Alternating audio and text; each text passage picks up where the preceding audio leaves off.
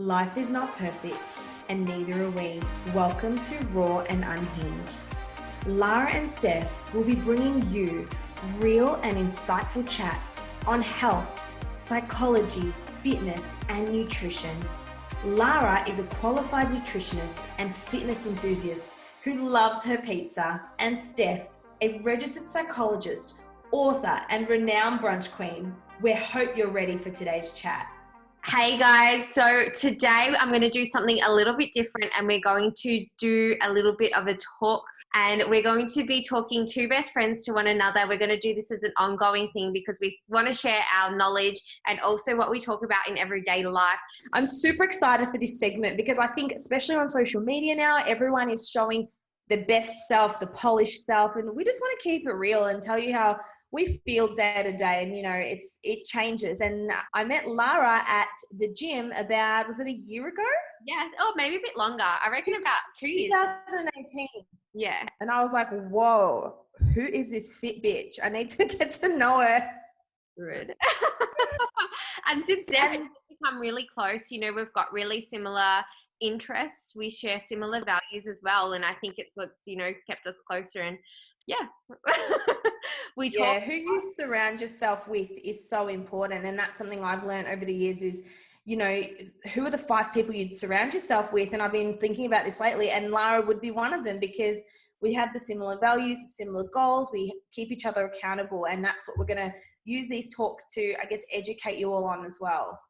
100%. So just jumping straight in, we are going to talk about eating disorders today because we think it is a really big topic in the society, and it does go untouched. Like, a lot of people don't like talking about it. Me and Steph have gone through our own self, like, eating problems as well. Me through competing, binge eating. Steph has got her own problems, troubles as well, which she's grown out of. And, just going out of it and wanting to share it with you guys. We really want to bring this issue to the light. And I think it's really important because a lot of girls do struggle with this. And I think it's really important to talk about, to let you guys know that you are not alone. Absolutely. And it's more common than you think.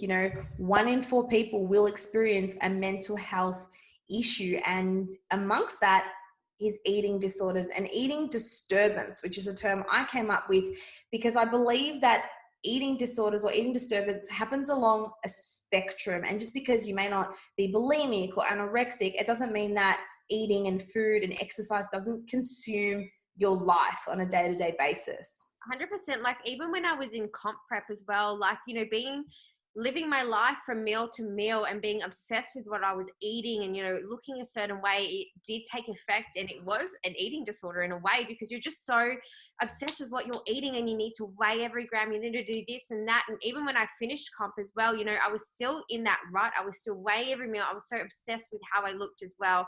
And I think, competition prep, and especially in my industry, it goes on a lot. Girls are afraid to eat this, afraid to eat that. They often, shy away from normal life, that they become, complacent with their life, and they don't want to, live out and, become a social butterfly because they're scared that it will ruin their goals and reputation. Yeah. And, Lara, I'm going to be totally deep and unhinged here and ask you throughout your comp prep, did you ever, border that line of healthy eating versus disordered eating, and where was that line, and how did you know if you had crossed it? Look, I think it was very difficult. Competition prep is very difficult. You're very, you've got in your mind a certain weight that you need to reach, a certain look that you need to look. And, now that I look back on it, the first few comp preps I did was very obsessive. I know that, it did look like I did have an eating disorder because I would not go outside my meal plan. I would have to weigh every meal. If I didn't have a meal on me, or, if it was unplanned, I just totally freaked out. Going from comp to comp and learning a lot more about myself. Now when I comp prep, I'm a lot more flexible. You do learn a lot about yourself too. But I think back then I did, struggle a lot with being very obsessive with my meals, by having every meal, on time. And it did become obsessive, and it did like stuff with my brain. Even after it, coming out of comp prep, I struggled to get to everyday life. I had I got really bad anxiety when I got thrown out of my routine as well. But now when I get thrown out of routine, I'm like, yeah, whatever, like, I'll have some chocolate, I'll have some chips, I'll have some wedges, everything like that. Yeah, but Steph, obviously in your role and in your job as well, you see a lot of this day-to-day life, and you have gone through, your own struggles, and that's what's kind of got you to where you are today. You love to specialize in this with a lot of individuals, and especially in your work. Like, you've come a very long way, and I want to know, how did you start and what's gotten you into this? Because it is a really big issue and you do see it a lot. Yeah, thank you so much. I appreciate that. And on that note, well done on your comp prep. Like, as you said, you come out of it, and a lot of people go the other way, and you've sort of managed to maintain a healthy life. So well done. My story is I sort of had this dream of competing, but I never did it. But I don't know why. I was always fascinated with bodybuilders, and from a young age, I wanted to either be a model or a singer or a dancer. That worked out, as you can tell. But I was actually told, I did a photo shoot one day, and it started when a man who was photographing me said I looked bloated and that I shouldn't eat bread. And from that day, I cut bread. I wanted to lose all this weight, and I started strictly dieting when I was in high school. Yeah. And that is how it starts. Diets obviously are a form of restriction, and then that restriction, I couldn't do it anymore. Like, I would feel guilty if I deviated from a diet, and then that guilt would lead me to binge because I had these beliefs: I've screwed up because I broke a dietary rule. What's the point? I might as well binge. And then that binge, like you said, causes anxiety, makes you freak out. Then that binge would lead me back to a new diet plan or a new exercise regime, and then the restriction would start, and that cycle would continue. Touching on that as well, you said that, you were quite restrictive. Do you think that's what led you to your binges, you being that restrictive from day-to-day life? Because I know that's what definitely led me to my binges, being so restrictive in my comp prep, and then all of a sudden I get to see all this food, and then all of a sudden I didn't know what to do, that I totally binged out on all this food. Yeah, absolutely. Because what happens is two things when you restrict. Number one, psychologically, you want what you can't have. Yeah. And number two, your body isn't designed to lose weight. It's designed to do the opposite, to store fat. So when you're trying to lose weight, you're going against your body, against your biology. And when you're restricting, your brain is designed to survive, not to thrive. And that's why I guess comp prep is so hard, because your brain might be telling you one thing, but consciously you should be doing another thing. And that restriction, physically your body is like, oh my gosh, when am I ever going to see sugar again or a carb again? And then your body, you feel depleted, you feel tired. So the minute your brain sees a quick energy source such as sugar, starchy carbs, bread, rice, whatever it is, and you have that taste, your brain's like, I need to get as much of this as I can, because I don't know when you're going to starve me again. And it's your biological brain taking over. And this is why girls feel so guilty, and they think, I just need more willpower, I just need to have more mental stamina. It's not. It's a biological response to starving yourself. And that's why binge eating is associated with a feeling of loss of control, because you have no control. It's so true. And even, when you eat those foods, you become addicted to them. Like, people don't think that sugar is addictive. Sugar is addictive, and it is, everyone craves it too. So it makes it even harder when you do cut it out, and when you do introduce it all the time and are restrictive on it, you just crave it even more. Yeah, absolutely. And I noticed, you have such a good relationship with food. You have cookies, you have pizza, you have everything. Yeah. But I guess, where do you draw the line between, okay, I'm a fitness influencer, but I just want to be a normal human. And with the pressures, you've got sponsors and all that. How do you find the line between, oh my gosh, am I eating too much, or am I okay? What's happening? I think you just have to introduce that balance into your life. So, having like certain things that you can have every now and then, not labeling foods as good or as bad as what I learnt from you, doing that in everyday life, it's so important. And to not restrict yourself, I think that's even more important as well. Allowing those meals and allowing those foods, I think is super important. Distinguishing foods which you can have sometimes. I like to call it a sometimes food now, instead of a good or bad food, which is something you like. I've learned a lot of you, especially from our walks, everything like that. I think it's super important to do that.